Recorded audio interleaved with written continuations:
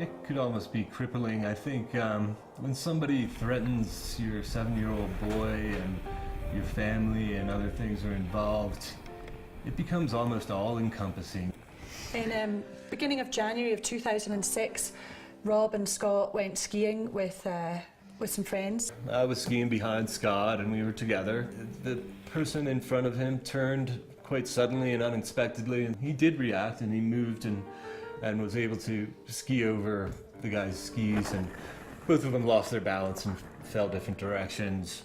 The person then grabbed Scott, and as Scott was trying to get up and apologize to him, he grabbed Scott and pulled him back down and said that he was going to sue him and his whole family. And then, sure enough, 10 months later, the knock at the door, and they sent a policeman to our door at 4 o'clock in the afternoon to serve Scott. And they asked Scott to sign, and I wouldn't let them sign, so I had to sign for him. And Scott didn't understand it and very upset by the police presence, and it was unnecessary. The day of the deposition, we went into this room, and Scott was put at the end of a table where there was Scott's lawyer and his mummy and daddy, and up at the end there was a big camera videoing everything, and then down the other side of the table were the plaintiff's lawyers, 3 of them. So Scott was, intimidated by that. That was a scary, scary thing. The insurance company wanted to settle. I didn't want to settle, but I think we wanted an end to it. I just wanted that to happen. I wanted the whole thing to stop and to cease.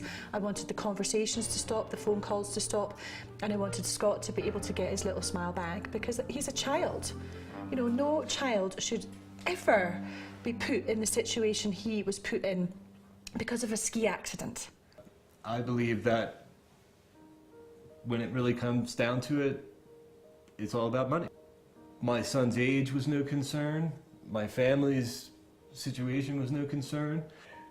And I do believe the lawyers used Scott and his age as a pawn to get across a certain fear that we're gonna hurt your child more if you don't pay us.